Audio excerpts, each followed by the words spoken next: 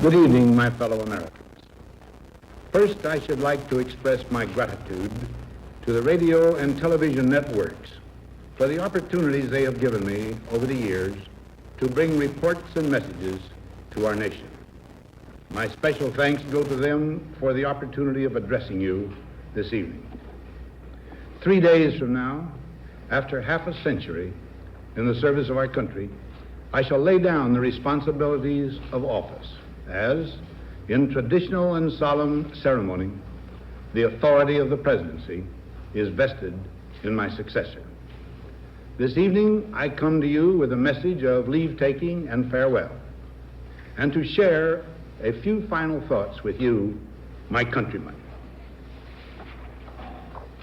Like every other citizen, I wish the new president and all who will labor with him Godspeed. I pray that the coming years will be blessed with peace and prosperity for all. Our people expect their president and the Congress to find essential agreement on issues of great moment, the wise resolution of which will better shape the future of the nation. My own relations with the Congress, which began on a remote and tenuous basis when, long ago, a member of the Senate appointed me to West Point, have since ranged to the intimate during the war and immediate post-war period, and finally to the mutually interdependent during these past 8 years. In this final relationship, the Congress and the administration have, on most vital issues, cooperated well to serve the nation good rather than mere partisanship, and so have assured that the business of the nation should go forward. So my official relationship with the Congress ends in a feeling, on my part, of gratitude that we have been able to do so much together. We now stand 10 years past the midpoint of a century that has witnessed 4 major wars among great nations. 3 of these involved our own country. Despite these holocausts, America is today the strongest, the most influential, and most productive nation in the world. Understandably proud of this preeminence, we yet realize that America's leadership and prestige depend not merely upon our unmatched material progress, riches, and military strength, but on how we use our power in the interest of world peace and human betterment. Throughout America's adventure in free government, our basic purposes have been to keep the peace, to foster progress in human achievement, and to enhance liberty, dignity, and integrity among peoples and among nations. To strive for less would be unworthy of a free and religious people.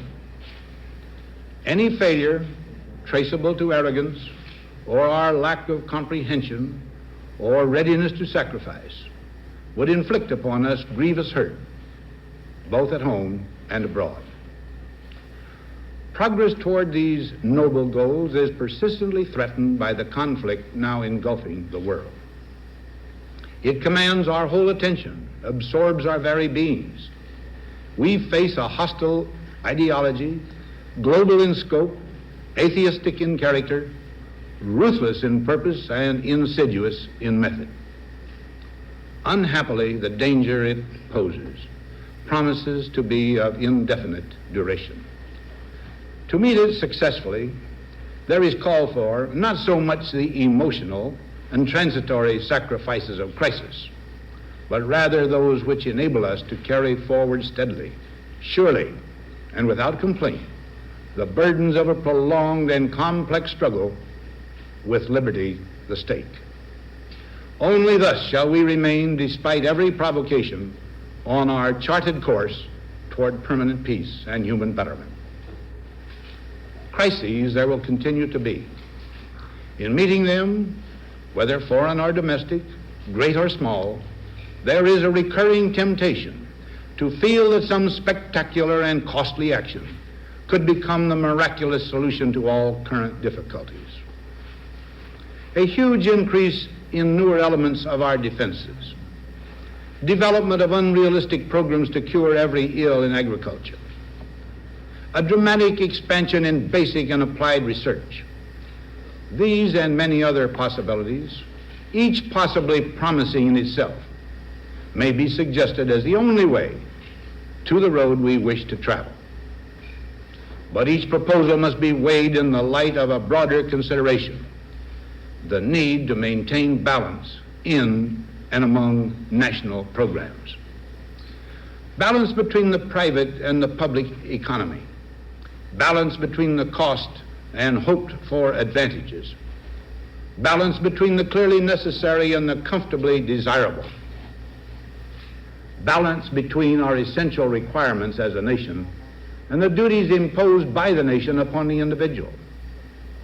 Balance between actions of the moment and the national welfare of the future. Good judgment seeks balance in progress. Lack of it eventually finds imbalance and frustration. The record of many decades stands as proof that our people and their government have, in the main, understood these truths and have responded to them well in the face of threat and stress.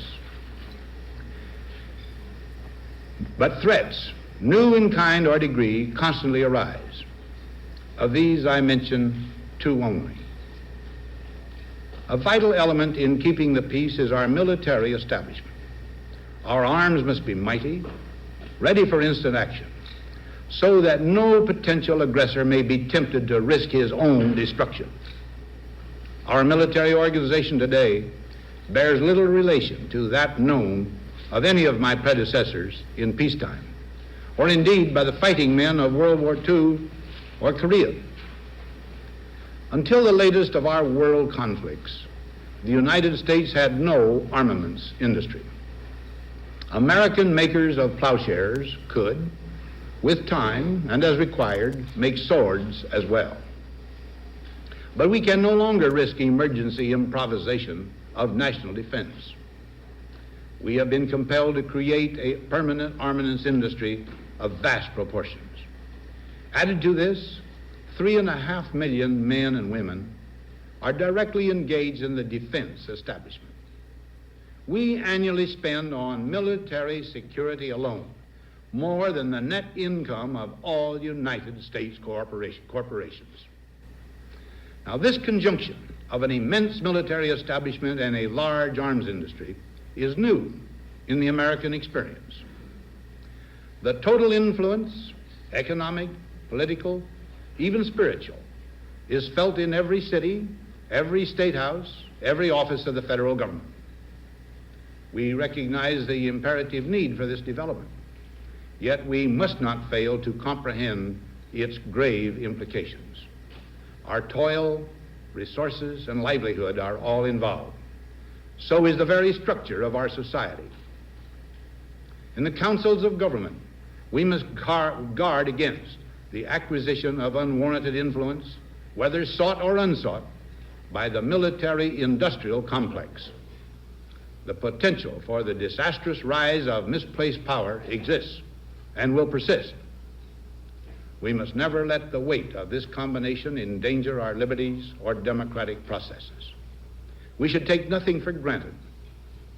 Only an alert and knowledgeable citizenry can compel the proper meshing of the huge industrial and military machinery of defense with our peaceful methods and goals, so that security and liberty may prosper together. Akin to and largely responsible for the sweeping changes in our industrial military posture has been the technological revolution during recent decades. In this revolution, research has become central. It also becomes more formalized, complex, and costly. A steadily increasing share is conducted for, by, or at the direction of the federal government. Today, the solitary inventor, tinkering in his shop, has been overshadowed by task forces of scientists in laboratories and testing fields.